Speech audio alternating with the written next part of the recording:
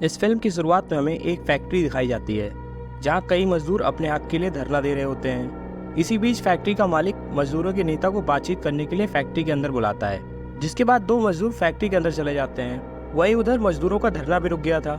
उसी समय सैम नाम का एक बच्चा पास ही की छत पर बैठकर ये सब देख रहा था। असल में मजदूरों के इस धरने की शुरुआत रुद्र ने की थी। इसीलिए जब सैम अपने पिता से पूछता है कि ये धरना क्यों किया जा रहा है, तो वो जवाब देते हैं कि एक इंसान को हमेशा सच्चाई का साथ देना चाहिए, और उसकी ये बात सैम के दिमाग में बैठ जाती है।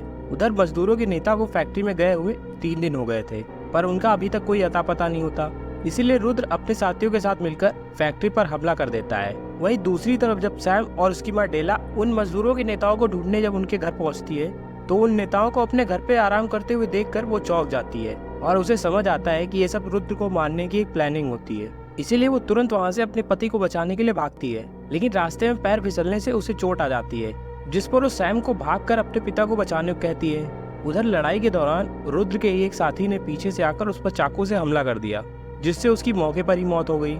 जैसे ही वो एक शील्ड को पकड़कर जोर से चिल्लाता है, तो अचानक से उसे एक जोर का बिजली का झटका लगता है, जो उसे उठाकर दूर पटक देता है। इसी बीच वहाँ मौजूद सभी की शील्ड टूट जाती है, जिसे देखकर सभी काफी हैरान हो जाते हैं। जिसके कुछ सालों बाद हमें दिखाया जाता है कि एक दिन सैम की माँ कुछ सामान लेने के लिए शहर से बाहर जाती है, जिस पर सैम को अकेले रहना पड़ता है। लेकिन कई दिन बीत जाने के बाद भी जब उसकी माँ वापस नहीं आई, वही सैम के पास सारा खाना भी खत्म हो गया था। इसीलिए उसे मजबूर होकर खाना ढूंढने के लिए घर से बाहर निकलना पड़ा। जिसके कुछ सालों बाद सैम एक प्रिंटिंग प्रेस में सिक्योरिटी गार्ड की नौकरी करने लगता है। इतने साल बीत जाने के बाद भी वो अभी भी बिजली से डरता था। इसके बाद हमें एक पार्टी में कुछ लोगों को पेंगुइन नाम